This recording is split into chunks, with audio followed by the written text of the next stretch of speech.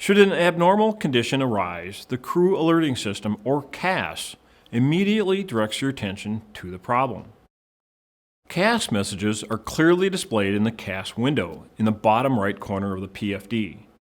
There are 3 basic levels of CAS messages, and they are color-coded and prioritized based on their level of urgency and criticality. Red indicates a warning message, signaling a need for immediate crew awareness and that action is required to address the abnormal condition. Yellow indicates a caution, signaling a need for immediate crew awareness and that the potential exists for future corrective action to address the abnormal condition.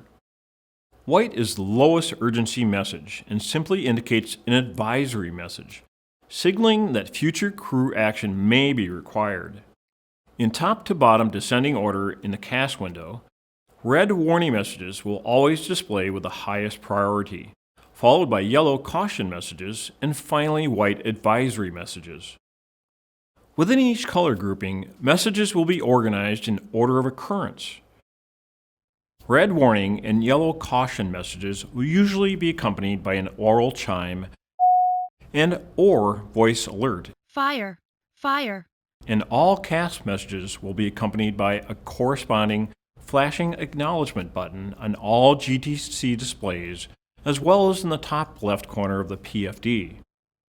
Touching any flashing button on a GTC will tell the system that you've acknowledged the CAS message, all aural chimes and alerts will cease, and the button's flashing state will be discontinued. Additionally, the button push will take you directly to the notification screen on the corresponding GTC where the acknowledged CAS message is further defined. Should a primary ADC1 or AHARS1 sensor fail, the number 2 redundant sensor will automatically be selected to supply your pitot-static, position, attitude, or heading information. In the case of such an automatic or even manual reversion to ADC2 or AHARS2, you'll be notified via an internal comparator of the loss of sensor redundancy and reversionary sensor selection via a white message indicating the operable sensor in use. Additionally, should one of your flight instruments fail to receive data from a single ADC or AHARS sensor, the loss of redundant information will be indicated by black text on a white box over the affected instrument.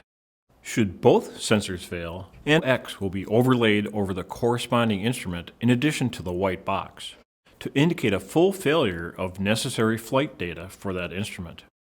Remember, even in the most unlikely event that you experience failures of both ADCs, both AHARS, or the PFD, you'll still have basic airspeed, altitude, and attitude information you need to fly via GTC-1. Under these conditions, a standby flight display, supplied by its own independent standby sensors, will automatically appear.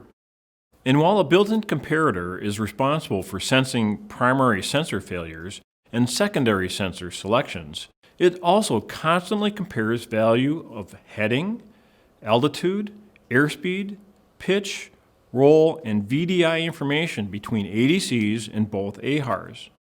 Small sensor differences are perfectly normal. However, should any of these sensor comparisons approach a critical threshold, for example, an altitude difference of 200 feet or greater, then a yellow comparator annunciation specifying the unreliable information will appear on the PFD.